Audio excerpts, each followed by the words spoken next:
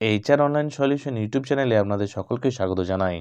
গত 5ই ফেব্রুয়ারি পশ্চিমবঙ্গের অর্থমন্ত্রী চন্দ্রিমা ভট্টাচার্য কিন্তু বাংলার যে মিনি বাজেট ছিল, সে বাংলার মিনি বাজেট কিন্তু পেশ করেছে। এই বাজেটে দেখা গেছে কি না, সরকারি যারা কর্মী আছে, সেই সরকারি কর্মীদের ডিএ কিন্তু 4% বৃদ্ধি হয়েছে।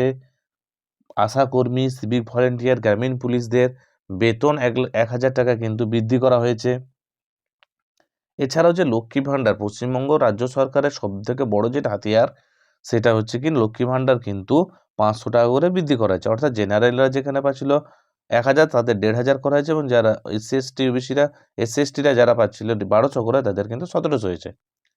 এই সমস্ত কিছুর উপর ভিত্তি করার পরে পশ্চিমবঙ্গ সরকার কিন্তু এখন একটা নতুন প্রকল্প শুরু করেছে। সেই প্রকল্পটির নাম হচ্ছে যুবসাথী প্রকল্প। এই প্রকল্পটা কি, সেই নিয়ে আজকে ভিডিওর মধ্যে কিন্তু বিস্তারিত আমি আলোচনা করব। তো দেখুন, কর্মস্থানের লক্ষ্য ছুটে থাকা। এখন দেখা যাচ্ছে যে পশ্চিমবঙ্গে সারা সারা ভারতবর্ষে কিন্তু বেকারত্বের হার কিন্তু দিন দিন বাড়তে ছুটেছে, এবং বেকারত্বের হার যত বাড়ছে, শিক্ষিত বেকারত্বের হার যত বাড়ছে, তত কিন্তু কর্মসংস্থানের লক্ষ্যে কিন্তু ছুটতে থাকছে। এখনকার যে প্রজন্ম আছে, জেনজের যারা আছে, তারা কিন্তু ছুটে বলছে। তাই রাজ্য সরকার কি করেছে, ভোটমুখী হয়ে এই বাজেটেতে 2026-এর বাজেটে কিন্তু একটা নতুন প্রকল্প ঘোষণা করেছে। যে প্রকল্পটার নাম হচ্ছে বাংলার যুবসাথী প্রকল্প। এই প্রকল্পের মাধ্যমে দেখা যাচ্ছে যে মাধ্যমিক পাস কর্মহীন যুবক যুবতীদের প্রতি মাসে কিন্তু 1,500 করে টাকা আর্থিক সহায়তা দেবে কিন্তু রাজ্য সরকার। কারা এই সুবিধা পাবেন? এই সুবিধা পাবেন, দেখা যাচ্ছে কি না, 21 থেকে 40 বছর বয়স পর্যন্ত মাধ্যমিক পাস কর্মহীন যে সকল যুবক যুবতীরা আছেন, বাংলায় যুবসাথীর আওতায় কিন্তু তারা থাকবে, যতদিন পর্যন্ত না তাদের কোনো কর্মসংস্থান নিশ্চিত হচ্ছে, অথবা সর্বাধিক 5 বছর পর্যন্ত তারা এই আর্থিক সহায়তা পাবেন। তবে যারা ইতিমধ্যে সামাজিক সুরক্ষার প্রকল্পের আওতায় আছেন, অর্থাৎ সামাজিক সুরক্ষা প্রকল্প বলতে শিক্ষা সংক্রান্ত কোনো ভাতা বা স্কলারশিপ যারা পাচ্ছে, তারা কিন্তু এই সুবিধাটা আপনারা কিন্তু পাবেন না, তাদেরকে কিন্তু এই সুবিধাটা দেওয়া হবে না। অর্থাৎ শিক্ষার বিষয়ে, পড়াশোনার ক্ষেত্রে কিন্তু যদি কোনো বড় রকম কোনো স্কলারশিপ আপনারা পেয়ে থাকেন সরকারের তরফ থেকে, তাহলে কিন্তু আপনাদেরকে এই যুবসাথী প্রকল্পের আওতায় কিন্তু সেই সকল ছাত্রছাত্রী বা সেই সকল যুবক ভাইরা কিন্তু আসবে না। এছাড়াও দেখুন, কি বলা হচ্ছে যে বৃহস্পতিবার বিধানসভায় মুখ্যমন্ত্রী মমতা বন্দ্যোপাধ্যায়ের উপস্থিতিতে 4 মাসের, অর্থাৎ 4 মাসের বলতে সামনে যেহেতু ইলেকশন আছে, সামনে যেহেতু ভোট আছে, তাই ভোট অন অ্যাকাউন্টকে সামনে রেখে 4 মাসের কিন্তু বাজেট পেশ করা হয়েছে। 4 মাসের কিন্তু বাজেট কিন্তু পেশ করেছে দায়িত্বপ্রাপ্ত যিনি আমাদের বা রাজ্যের যিনি স্বাধীন দায়িত্বপ্রাপ্ত অর্থমন্ত্রী আছেন, চন্দ্রিমা ভট্টাচার্য, তিনি কিন্তু এই বাজেটটা কিন্তু পেশ করেছেন। সেখানে কর্মসংস্থানের সৃষ্টির লক্ষ্যে রাজ্যের নেওয়া একাধিক পদক্ষেপের কথা তুলে ধরার কথার পাশাপাশি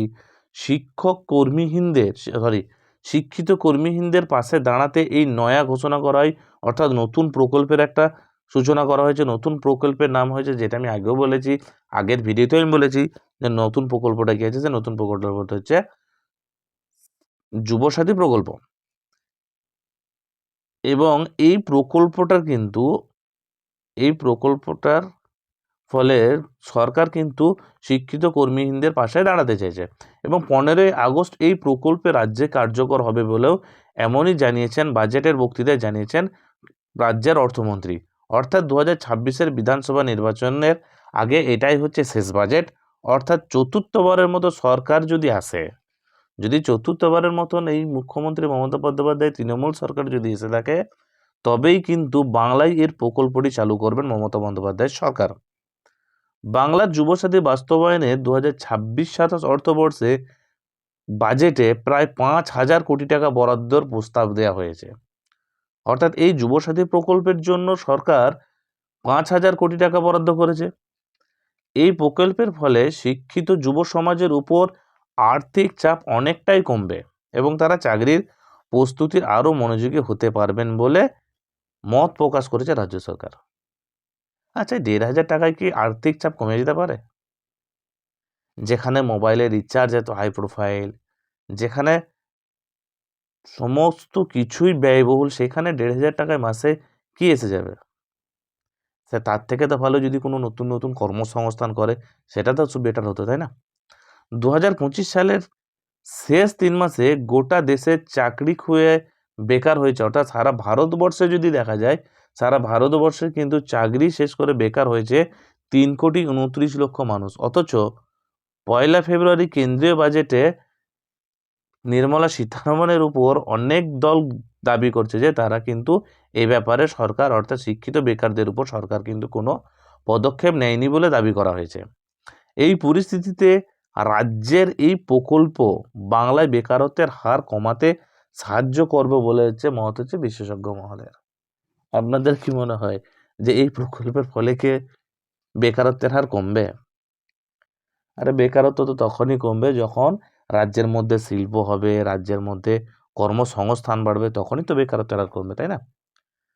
বাজেটের বক্তৃতাতে রাজ্যের বেকারত্বের হার ও হ্রাসের বিষয়টি তুলে ধরা হয়েছে। অর্থাৎ এবারে বাজেটে বলা হয়েছে যে নাকি যে রাজ্যে কিন্তু বেকারত্বের হার কিন্তু কমে গেছে।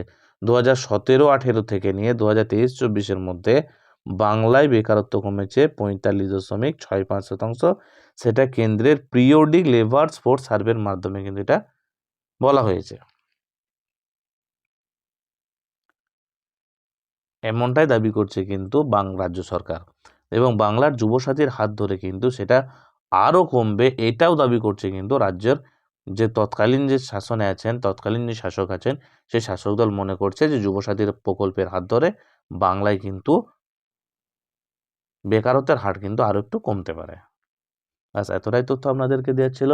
আমার এই ভিডিওটি যদি ভালো লেগে থাকে অবশ্যই আমার ভিডিওতে একটি লাইক দেবেন, এবং চ্যানেলে নতুন হয়ে থাকলে আমার চ্যানেলটিকে সাবস্ক্রাইব করে দেবেন। ধন্যবাদ সম্পূর্ণ ভিডিওটি দেখার জন্য। ভালো থাকবেন, সুস্থ থাকবেন।